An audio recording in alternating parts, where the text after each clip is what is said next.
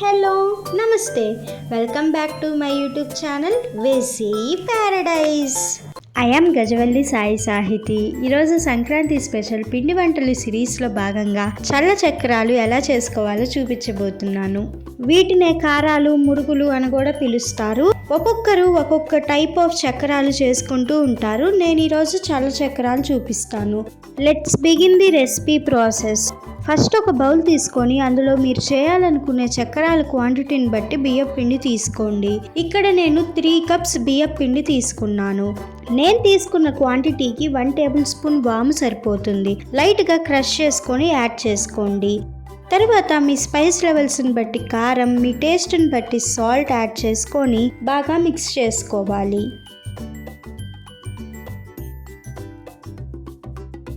ఇలా మిక్స్ చేసుకున్న తర్వాత ఇందులో కొంచెం కొంచెం పెరుగుని యాడ్ చేసుకుంటూ పిండి దగ్గరికి వచ్చేంత వరకు మిక్స్ చేసుకోవాలి.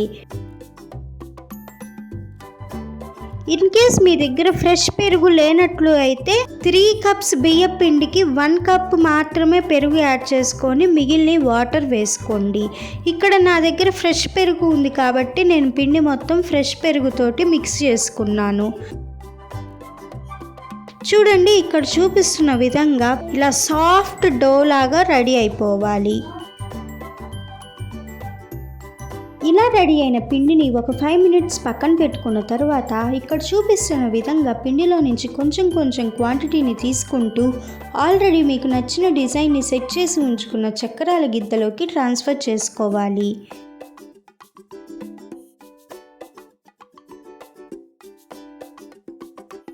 పిండిని మరీ ఫుల్గా ఫిల్ చేసుకోకుండా కొంచెం ఖాళీని వదిలేయండి.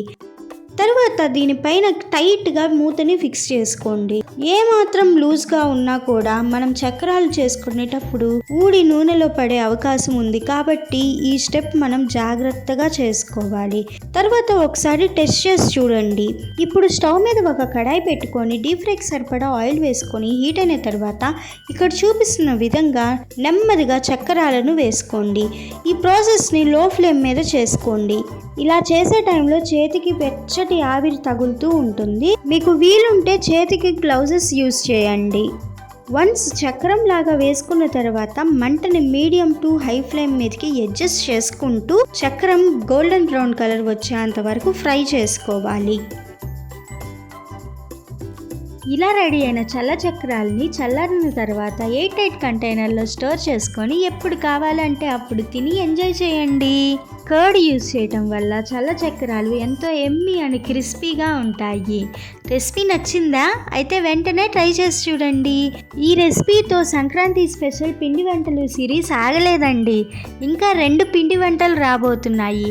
అవి కూడా మిస్ అవ్వకుండా చూడాలంటే వెంటనే సబ్స్క్రైబ్ చేసుకోండి. మరి stay tuned for more interesting recipes.